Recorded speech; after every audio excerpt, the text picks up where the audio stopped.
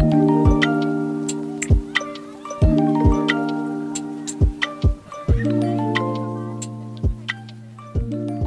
gusto en saludarles.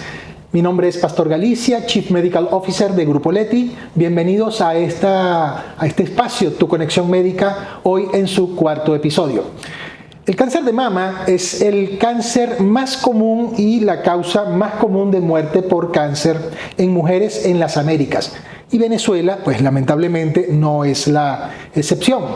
En respuesta a ello, organismos como la Organización Panamericana de la Salud buscan cumplir con una iniciativa mundial que viene de parte de la Organización Mundial de la Salud contra el cáncer de mama, la cual tiene como objetivo reducir la mortalidad mundial por cáncer en un 2.5%.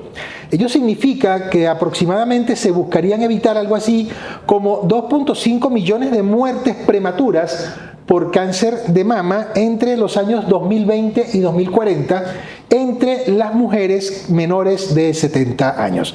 Esta iniciativa contra este flagelo se basa pues en el compromiso a largo plazo de defensores de las personas que tienen o que cursan con este padecimiento en todo el mundo y que pues por supuesto abarca a socios globales en todo el planeta para coordinar los esfuerzos en pro del avance contra el cáncer de mama en todo el planeta. Ahora bien, ¿cómo estamos en Venezuela? ¿Cuál es la foto en torno a esta situación de quienes llevan consigo este diagnóstico? Si bien sabemos que hay grandes avances en todo sentido, pues en cuanto a la prevención, en cuanto al diagnóstico, el tratamiento y el seguimiento, Venezuela marcha a la par de todos estos avances. Para contestar estas y sus demás inquietudes, querido amigo, amiga que me ve y que me escucha, estimado seguidor, tendremos con nosotros a un invitado distinguido muy especial en este espacio hoy, en su episodio número 4, Tu Conexión Médica. Se trata del amigo y colega doctor Ricardo Paredes Hani, oncólogo, cirujano oncólogo y mastólogo, expresidente de la Sociedad Venezolana de Mastología, con quien conversaremos de este tema. Bienvenido, Ricardo. Un saludo para el público. Pues muchísimas gracias, doctor Pastor, y a la línea oncohospitalaria del Grupo Médico Leti por esta invitación y esta oportunidad que nos dan para poder transmitir toda la información que podemos tener sobre esta patología que es muy importante en el país. Como tú bien mencionaste, Pastor, es la primera causa de enfermedad oncológica en el país. Básicamente, de manera diaria se diagnostican entre 10 o 11 pacientes con cáncer de mama. Pero la buena noticia también es que ahora contamos con muchos recursos para su tratamiento. No solamente el tratamiento, el diagnóstico precoz, la prevención y, si lamentablemente tenemos una enfermedad un poco más avanzada, todos los recursos para su tratamiento. Oye, vale, eso son muy buenas noticias lo que me acabas de decir, porque precisamente una de las inquietudes manifestadas a lo largo de la semana cuando hicimos el preview para invitar para este espacio era, mire, no olvide preguntarle al doctor cómo está el tema actual de esos avances. Y eso me da pie a esta primera pregunta. A mí me gustaría preguntarte de qué color es ese panorama de las estadísticas sanitarias en torno al cáncer de mama en Venezuela. Vamos a empezar por allí. Pues ese color es oscuro, es claro, es multicolor. Podemos ver la luz al final del túnel. Fíjate, la luz al final del túnel siempre la tenemos porque la esperanza es lo último que se pierde. ¿Qué pasa en la actualidad? Nosotros dividimos la salud pública, lamentablemente, en pública, valga la redundancia, y privada. La salud pública está muy deteriorada porque nuestras instituciones hospitalarias carecen de muchos recursos en este momento. Por lo tanto, el paciente que tiene que acudir de manera, digamos, obligada, porque no tiene ningún otro recurso, a la medicina pública, tiene un poco más de dificultades para conseguir cualquier tipo de tratamiento, sea quirúrgico, radioterapia o tratamiento sistémico, Entiendo. diferente a lo que es la medicina privada, que afortunadamente entonces está contando con muchos más recursos para poder atender a la población. ¿Cuál es la buena noticia? ¿Cuáles son los colores? Que bueno, la gente ha comenzado a reinventarse. Entonces, ¿qué pasa? Empiezan los GoFunding, empiezan los familiares que viven afuera a conseguir dinero. Los seguros se han recuperado de aquel problema, digamos, del COVID, que quedaron muy afectados y entonces han tenido una mejor cobertura para, digamos, atender a esta patología como es el cáncer de mama. Entonces, de alguna manera estamos teniendo una mejoría en la atención médica de estos pacientes. Y de esta manera también tenemos fundaciones que tratan de cubrir, digamos, esta falta de la atención pública. Por ejemplo, es casi imposible, por no decir imposible, hacerse una mamografía en el sistema hospitalario. Entonces, la gente trata de cubrirla con precios módicos, que a veces es una falsa, ¿no? Porque a veces te confías en una mala mamografía porque es barata. Correcto. Y yo creo, y es así, no porque yo lo crea, sino es así, que es más peligroso una mala mamografía que no hacerte la mamografía. Porque una mala mamografía te da la confianza de que aparentemente no tienes nada porque falló en su diagnóstico. En cambio, el que no te hagas una mamografía representa que sigues con la preocupación de que te la tienes que hacer. ¿Por qué menciono tanto la mamografía? Para hacer una parte a esto. Porque la mamografía es el primer método de diagnóstico precoz de cáncer de mama. Y entonces por esa razón se recomienda realizárselo según ciertas indicaciones. Que bueno, que podemos hablarlas más adelante. Precisamente era el tema al que iba a ingresar en este momento para hablar en torno a la prevención, pero a la prevención no como tradicionalmente la podemos conocer todos en la calle para evitar que las cosas pasen. Me refiero a la prevención en todos sus niveles, es decir, de qué manera puede prevenirse, bien sea la aparición del cáncer, pero también cómo prevenir o limitar su progresión o realizar un pronóstico favorable de la evolución de esta entidad clínica. La prevención realmente en un cambio, digamos, a lo que llaman prevención primaria es muy difícil. Nosotros lo que tenemos es la prevención secundaria, que significa que tienes cambios en el estilo de vida, que está demostrado. Situarte en los factores de riesgo que tienes para cáncer de mama. Por ejemplo, el primer factor de riesgo que tú tienes es ser mujer. ¿Pero por qué? Porque el hombre también tiene cáncer de mama. Por cada 100 mujeres que se diagnostican con cáncer, un hombre se diagnostica con cáncer de mama. Entonces nos da también a los hombres.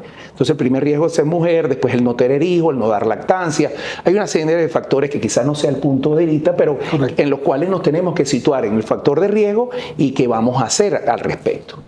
Okay. Entonces, en base a eso, perdón que uno sitúa la manera como te vas a consultar. Si tú tienes familiares con cáncer de mama en primera línea, mamá o hermana, eres una paciente con más riesgo, tienes que comenzar más tempranamente, digamos, los estudios de pesquisa, que es a lo que tú estabas diciendo, que no es solamente la prevención secundaria, sino entonces viene el diagnóstico precoz. Correcto. Que debemos diagnosticar más tempranamente las lesiones para tener mayor posibilidad de curarse, y eso es lo que la Organización Panamericana de Salud quiere, que de alguna manera concienticemos a la población para que la población acuda más tempranamente al especialista y de esa manera nosotros tengamos diagnósticos más precoces que aumenten las posibilidades de curación.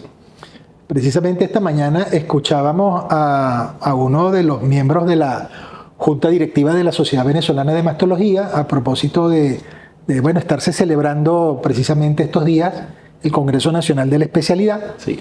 Y mencionaba que en términos de incidencia, pues hemos logrado en el mundo entero aumentar mejorar el método del diagnóstico para poder reducir la mortalidad. Exacto. Pero que en Venezuela tal vez eso no se ha podido lograr. Porque no tenemos extendido el método de diagnóstico precoz. Primero, la concientización de la población. La población piensa que no le va a dar nada. Desde una gripe, desde el COVID, creo que el COVID es lo único que todo el mundo se preocupó y se puso, digamos, su tapaboca de alguna manera. Algunos, pero no tenemos la conciencia de esto, entonces a mí eso no me va a dar, es la primera cuestión. Después, lamentablemente, no nos gusta chequearnos, ¿verdad? Y inventamos, oímos al vecino, no, yo no me hice una mamografía, etc. Claro. En tercer lugar, lamentablemente el método por excelencia de diagnóstico es una mamografía de buena calidad y bien interpretada. Y eso no es ni fácil ni barato. ¿Por qué? Porque la tecnología va ligada de costos. Claro. Entonces, cuando ustedes no se dejen convencer con estas falsas, digamos, ofertas que dicen, por tanto, usted tiene mamografía eco y hasta le regalamos un chocolate, si vienen de entre las 7 y las 10 de la noche le rebajamos más. Eso existe, lo hemos visto.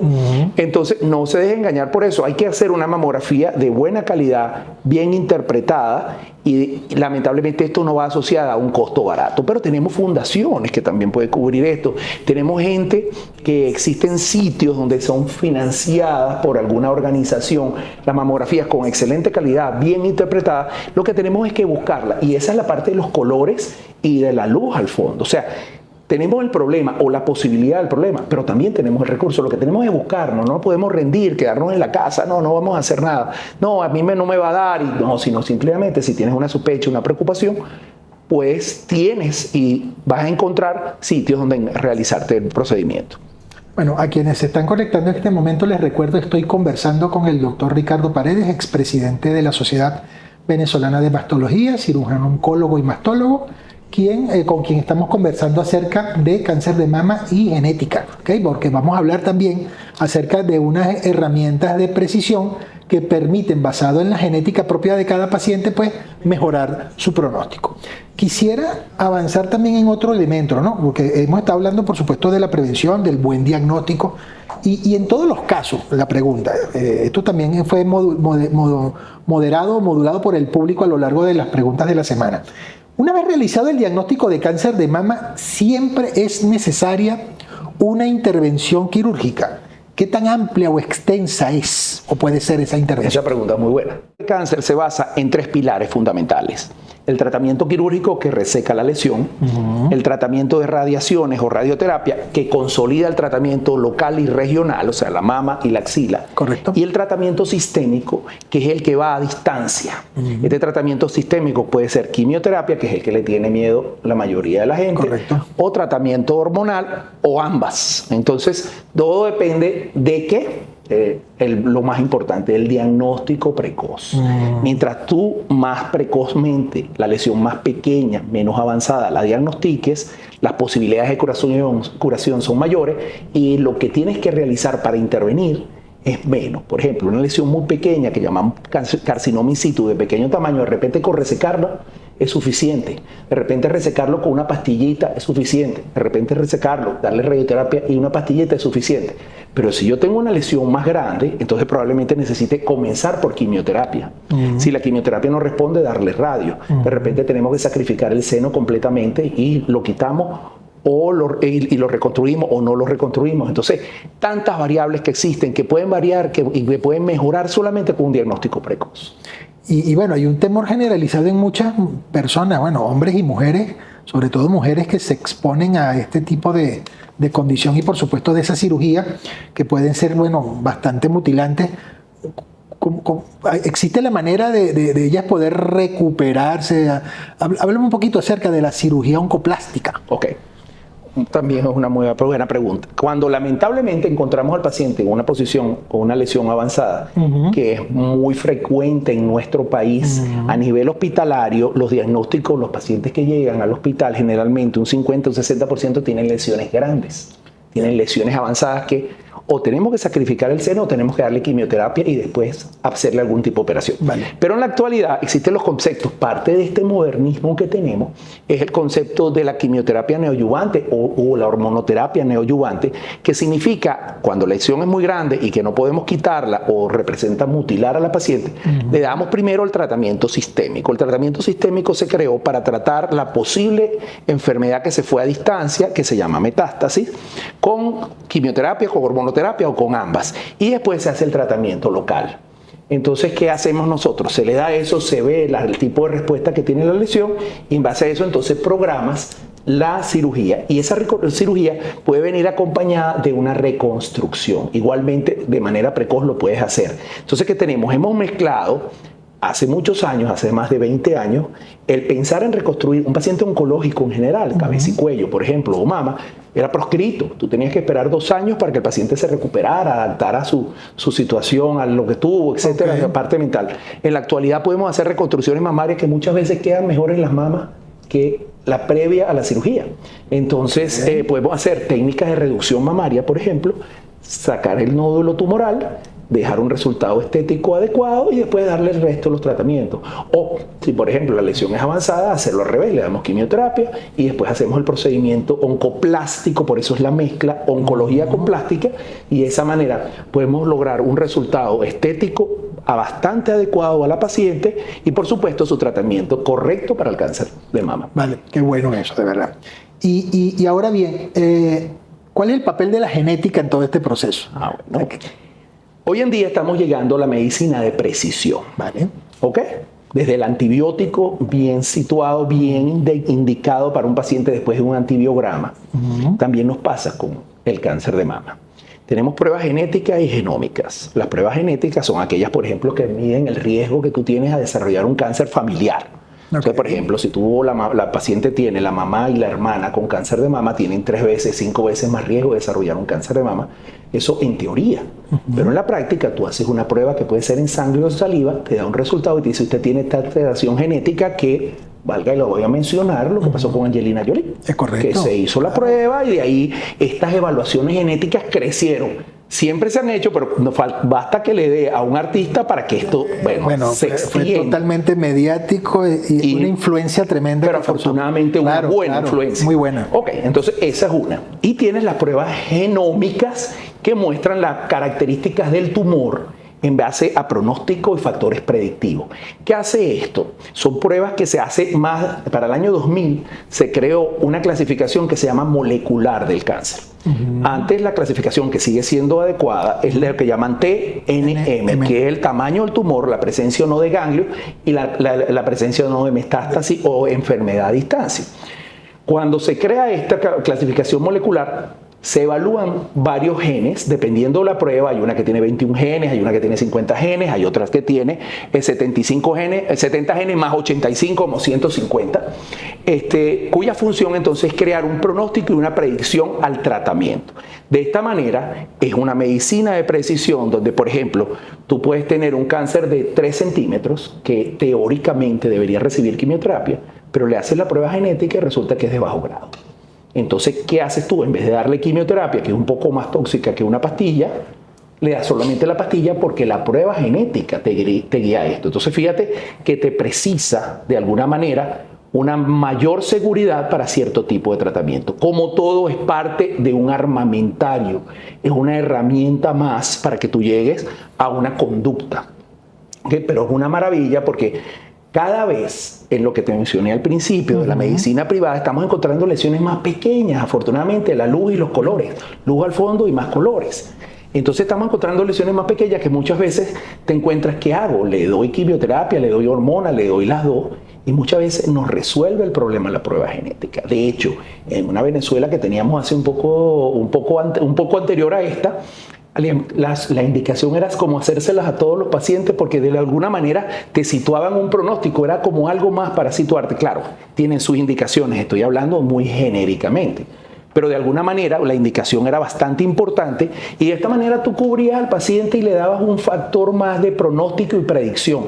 Cuando hablo de pronóstico es que el número bajo o alto significa que tienes mejor o peor pronóstico en el futuro con respecto a lo que te puede pasar, y predictivo significa que predice la respuesta que vas a tener al tratamiento que vayas a recibir. Si es quimioterapia, si es hormonoterapia o ambas, entonces te dice a los 5 años, a los 10 años tú vas a responder de tal manera. Y estos tratamientos entonces tratan de disminuir lo que se llama ahora de escalación. ¿Qué es de escalación? En vez de tú subir en los tratamientos, vas bajando y de alguna manera le bajas el tratamiento que sea idóneo y que sea menos tóxico. Ese es el concepto actual de la medicina de prevención, de precisión. Entonces, bueno, las pruebas genéticas son fundamentales y altamente valiosas para realizar en los pacientes con cáncer. Y para que el público lo entienda correctamente o con más sencillez, estas pruebas o test predictivos o pronósticos se entienden como que son medicamentos, son exámenes de laboratorio, son estudios de imágenes, es algo invasivo, me va a doler. ¿Qué información es la que el paciente recibe y cómo la puede entender? Ese punto es bien importante. Eso se le hace a la muestra. Ese estudio genético se le hace a la muestra que tomaron cuando hicieron la resección del tumor. Correcto. ¿Okay? Se le hace un estudio genético que va para afuera, va a Estados Unidos. La máquina responde a través de un número. Y esa clasificación, los sabios y los estudiosos y los trabajos de investigación ponen unos márgenes por ejemplo, de 1 a 11 en una prueba o de buen pronóstico o bajo riesgo en otra prueba, te va diciendo este paciente no necesita quimioterapia, solamente hormonas. De cierto número hacia adelante o de alto riesgo en otra prueba, significa que debe recibir quimio. Entonces te sitúa en una posición ya no solamente de una interpretación clínica a través de las pruebas patológicas, sino ya con un número que ha sido validado por otros trabajos. Entonces, te puede dar un grado más de seguridad de que tú digas, mira, esta paciente, aunque clínicamente no tenga indicación de darle quimioterapia, desde el punto de vista genético no tiene. Y entonces en eso vamos, digamos, en la actualidad, colocando a los pacientes de esta función, y en los pacientes que le ahorramos la quimio, gracias a que salen de buen pronóstico en el número, o en el resultado de bajo riesgo, por ejemplo, nosotros colocamos al paciente en un tratamiento. Y el paciente que pensamos que pudiera tener un mejor pronóstico y de repente nos sale de alto riesgo y tenemos que darle quimioterapia. Entonces te sitúa de una manera más precisa, medicina de precisión, en el factor de riesgo y pronóstico en el cual vas a recibir el tratamiento que va a ser más adecuado a la situación que estás presentando. Vale, qué buena noticia. Y precisamente, y espero que lo que me respondas ahora en este momento con esta pregunta, pues termine de configurar una noticia mejor. ¿Cuál sería la foto actual de la disponibilidad en nuestro país de este tipo de herramientas? Bueno, te puedo decir también que hay muchos colores y que además esa luz al fondo del túnel no está tan lejos. No. Ya tenemos en el país, los tuvimos, los perdimos y los volvimos a tener, que esa es la parte de la noticia buena. Tenemos en el país diferentes pruebas genéticas a disposición digamos, del público y del médico tratante, porque eso es otra cosa. No es que el público va a llegar a decir, oye, yo quiero hacerme la prueba genética. Claro, claro. Eso tiene que llegar el médico a evaluar la situación después de la operación, de la evaluación de los ganglios, de la inmunohistoquímica del tumor. Yo sé que de repente estoy hablando cosas que para la gente que no sufre de esta patología oncológica no lo va a entender, pero el que tiene una patología oncológica sí lo está entendiendo. Entonces, en base a eso, tú dices, tengo una herramienta más de pronóstico y lo puedo conseguir en diferentes formas, diferentes presentaciones, valga la redundancia, y de esta manera tienes ese recurso cuando el especialista, no el paciente, porque no va ahora todo el mundo a llegar, yo quiero hacerme la prueba que el doctor Paredes mencionó, con el doctor Pastor, no, sino simplemente eso tiene una indicación bien formal en la cual el mastólogo o el oncólogo va a decidir y va a hacer la indicación. Vale, buenísimo. Bueno, una vez más les recordamos a este hermoso público que hoy nos está viendo que estamos conversando con el doctor Ricardo Paredes, cirujano oncólogo y mastólogo, expresidente de la Sociedad Venezolana de Mastología, con quien conversamos acerca de genética y cáncer de mama. Ya vamos a ir con las preguntas que nos han llegado por la caja de preguntas que dejamos durante la semana en Instagram para darle pues respuesta a las inquietudes de todos ustedes. Fíjate, aquí hay una pregunta bien interesante. Dice, si mi mamá lo sufrió, o sea, el cáncer de mama, y nadie más en mi familia lo padeció, ¿eso igual lo consideramos genético? Sí. Y eso te sitúa en un riesgo 3 veces mayor a una persona que no haya tenido la mamá con cáncer. Eso es lo que llamamos nosotros riesgo en primera línea, hermana o madre con cáncer de mama. Entonces, eso te sitúa de una manera diferente en la cual ya tú tienes que tomar otras condiciones, comenzar la mamografía a una edad más temprana, que en Venezuela consideramos debe ser a partir de los 35 años. Si tu mamá lo tuvo y tú tienes 25 años, bueno, entonces comenzará el chequeo con el mastólogo más temprano y comenzar los ecos mamarios de una edad mayor, o sea, menor, perdón. Menor, sí. Y bueno, y por ejemplo, hacerte la mamografía en vez de los 35, comenzando a los 30, si tienes una mama muy densa, una resonancia magnética. Todo esto no es que el público va a estar anotando que dijo resonancia magnética, no. Eso usted tiene que ir al especialista, el especialista hace como una consultoría genética, dice, mira, tienes este riesgo, pero solamente un riesgo familiar. Pero ustedes sumen, por ejemplo, la mamá le dio cáncer, tuvo una hermana, una tía materna con cáncer. Resulta que tú tienes 40 años y no tuviste hijos. Y tuviste más de 10 años tomando anticonceptivo. O tienes 50 años y tienes 4 años tomando terapia hormonal de reemplazo. Fíjese que la variable es grande, ¿no? Son factores de riesgo en los cuales tú te tienes que situar para ver qué debes hacer. Entonces, eso lo calcula es el especialista. Por eso no es que ustedes esto lo van anotando. Ustedes lo que van a decir es, quiero buscar un especialista que me controle. Mira, y hablando de eso, ¿existe alguna calculadora de riesgo para cáncer de mama? Sí existe. ¿sí? De riesgo quizás no, de riesgo a respuesta a tratamientos y esas cosas existen más. De todos modos existen consultorías genéticas por especialistas genéticos, que tenemos muy pocos en el país, pero que te dicen, mira, tu riesgo genético es tal y tienes que hacerte tal. Pero básicamente están unas líneas de conducta donde te dice, mira, paciente con riesgo familiar, comienza la mamografía a los 35. Si tienes la mamá, si tienes más de 2 familiares, debe comenzar a los 30. Si tienes una mamá densa, que tiene mucha glándula mamaria, porque no has tenido hijos, entonces debes hacerte una resonancia magnética. Hay muchas maneras de colocar al paciente en el riesgo y de una manera establecer lo que tienes que hacer con ella, con la paciente. Es que precisamente una de las preguntas, y me voy adelantando porque son varias, era ¿a qué edad solicitar o iniciar esa primera mamografía y por qué? Ok, te debo comentar que nos reunimos hace unos 4 años creo yo, todos los especialistas en mama, o la gran mayoría de los especialistas en mama del país, y nos llegamos a un acuerdo. Se llama una reunión de consenso, y unos consideramos que cada vez que encontramos mujeres más jóvenes con diagnóstico de cáncer, entonces debíamos comenzar a los 35 la primera mamografía. Otros consideraron que ahora a partir de los 40 quedamos, digamos, en empate. Entonces realmente tú consideras y la paciente también lo pide, porque hay un punto también importante aquí. Claro. Desde el punto de vista internacional, ellos tienen campañas de pesquisa. Tú no puedes llegar... Tengo 42 años, mire, yo me quiero hacer una mamografía. No, señora, usted no entra en el plan de pesquisa, no le toca mamografía. Entonces, un país, si lo quieren ver, maravilloso desde el punto de vista que usted puede llegar a una unidad de mastología, decirle, tengo riesgo, tengo nervio, asesorada, por supuesto, por su especialista, y le dicen, vamos a hacerte tu mamografía, porque afortunado o desafortunadamente la tienes que pagar. Porque aquí no hay mamografía pública, ni hay campañas de prevención, ni de pesquisa. Pesquisa significa evaluar pacientes que no tienen ninguna sintomatología. Entonces eso no lo da, entonces tú aquí lo puedes hacer. Pero en Estados Unidos o en Europa de repente comienzan a los 50 años las campañas de pesquisa. Y no puedes hacértela a los 45, a no ser que la vayas a pagar tú. Entonces, veamos la parte positiva de nuestra medicina. Pues aquí usted puede llegar a los 40 años y decirle, mira, yo tengo cierto nervio, me voy al ginecólogo, no me encuentro nada, pero quiero hacerme una mamografía.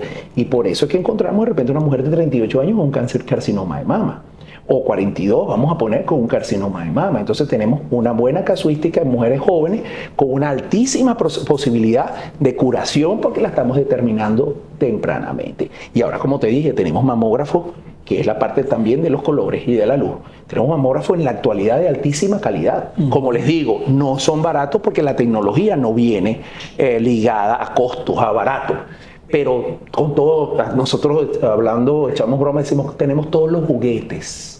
¿Ok? Tú tienes todos los juguetes para hacer un diagnóstico precoz a través de biopsias, de mamografías de alta definición, lo que llaman mamografía 3D, que está mal dicho, sino son mamografías, lo que llaman tomosíntesis, que corta la mama como milimétricamente. Hoy estamos en el Congreso de Mastología, venezolano de Mastología, y hablamos muchísimo de eso, que era la tomosíntesis en pesquisa, que es muy útil. Y entonces tenemos eso y tuvimos un problema que no encontraba ni siquiera Atamel, ¿no? Pero en la actualidad ahora tenemos las drogas, los laboratorios, la línea oncológica de aquí ya tiene drogas, que puede droga, entiéndase en el buen sentido de la palabra. Medicamentos. Medicamentos, y entonces tienes los recursos para poderte tratar. Entonces, miren, vamos bien, estamos, digamos, lo que tenemos es crear conciencia de todo, de que es una enfermedad, si estamos hablando de cáncer de mama, que es el tema de hoy, una enfermedad que se puede diagnosticar tempranamente y que podemos curar con muy poca alteración. Y si la tenemos que alterar, tenemos la posibilidad de restituir la imagen corporal que tenía la persona. Vale, y hablando de controversia, fíjate, en algunos espacios resulta controversial el referirse al tema del autoexamen de mama. ¿Realmente eso es útil?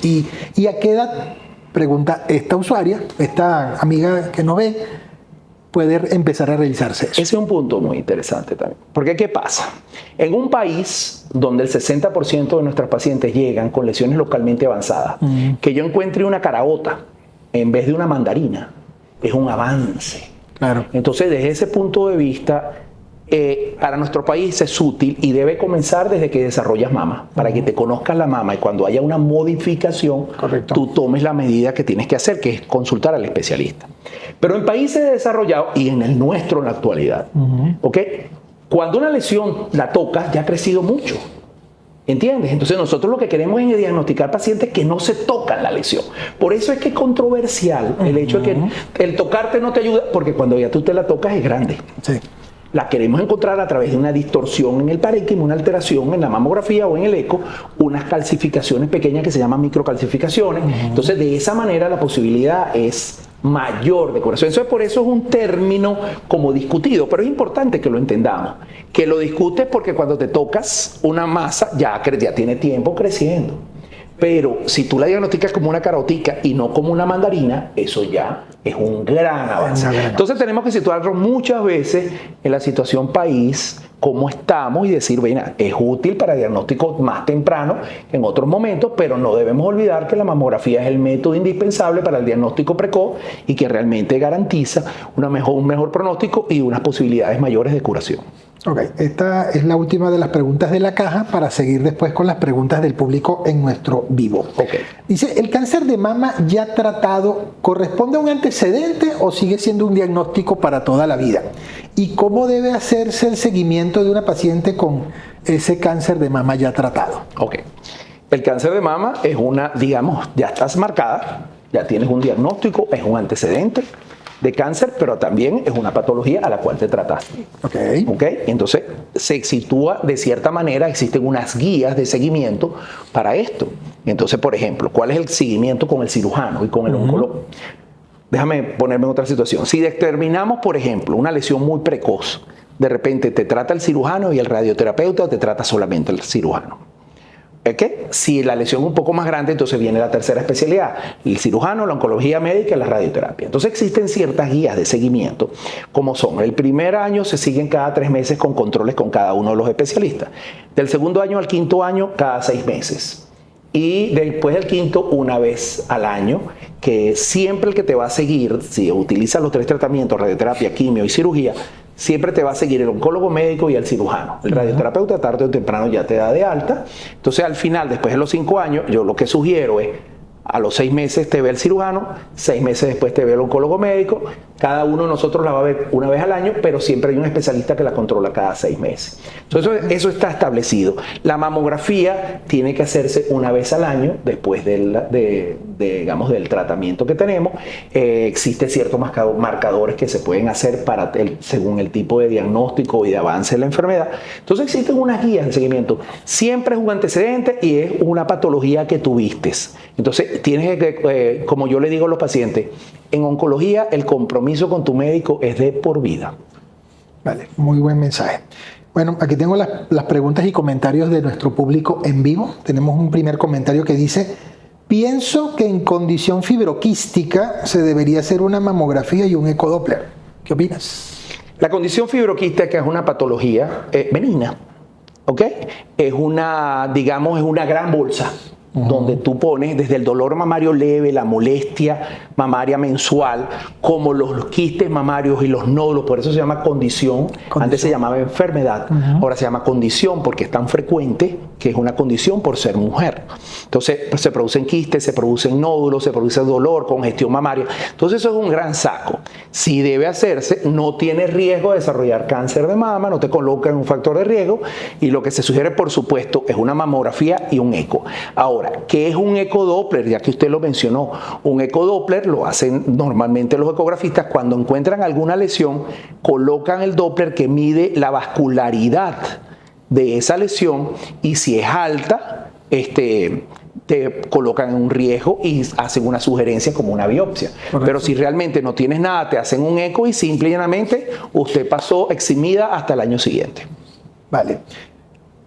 Si tengo riesgo genético y busco tener hábitos saludables, ¿puedo disminuir el riesgo de esa presión genética? Sí, sí. Está demostrado, por ejemplo, que el ejercicio físico disminuye el riesgo de cáncer de mama. ¿Cuál es el ejercicio? Por lo menos media hora cada 3 veces a la semana de ejercicio cardiovascular, pesitas que ahorita están muy de moda, ¿no? Porque hay que desarrollar también la masa ósea. La calidad de vida es fundamental, el tipo de alimentación. El cáncer de mama es un tumor hormonodependiente. ¿De acuerdo? ¿Qué significa? Que los estrógenos y los andrógenos que están circulando en tu organismo representan un riesgo. O el 80% son hormonodependientes, solo un 20% no lo es. Entonces, mira, un estilo de vida saludable, que ahora hay muchísimas campañas por el estilo. La disminución de grasa, la disminución de los azúcares, el ejercicio físico, todo eso lo que llamamos estilo de vida. Correcto. ¿De acuerdo? Si es cambiado, si lo haces de mejor manera, vas a disminuir el riesgo de cáncer de mama y eso está demostrado. Vale, buenísimo. Y bueno, ya esta es la última de las preguntas que veo en esta lista. Me dice, bueno, cuando comentó que hay algunos sitios que pueden ayudar a personas a realizarse estudios a nivel público, que no tengan recursos. Público no. Público no. Público no, olvídense ustedes, público. Ustedes lamentablemente algo tienen que dar. Mira, existe un grupo, voy a mencionar, por ejemplo, Don Bosco.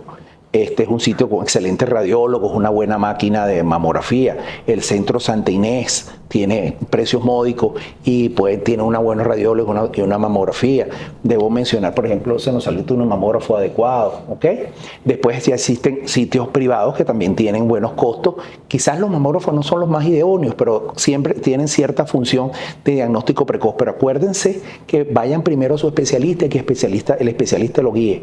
Aquí en mastología aquí no hay gratis, ¿ok? Perdónenme que se los diga tan clarito, pero gratis no hay, y lo que usted tiene que invertir en salud. Cuando usted se sienta a ver, no se tome la cerveza y ahorra eso, es una mamografía al año. Si usted pone, no sé cuánto cuesta una cerveza, $2, busca eso, que te tomes 2 cervezas, 5 cervezas a la semana, multiplica eso, pagas una mamografía de altísima calidad al año. La peluquería, hay gente que dice, yo voy cada 15 días a la peluquería, pero me hago una mamografía al año, no la quiero pagar. Entonces, simplemente situarnos en el concepto de que la enfermedad puede existir, de que la salud es una inversión y que nosotros somos importantes para la sociedad. Y de esa manera, cuando usted vea eso, ahorra como cuando ahorra para un carro. Usted ahorra para la salud. Vale, mira, de verdad, muy, muy sabrosa la conversa, de verdad, y me gusta mucho porque, fíjate, cuando yo tuve la oportunidad de hacer el preview para invitar para este espacio del día de hoy, yo mencioné que íbamos a hablar de buenas noticias, y me retrotraigo a la primera pregunta cuando te preguntaba acerca de la luz al final del túnel.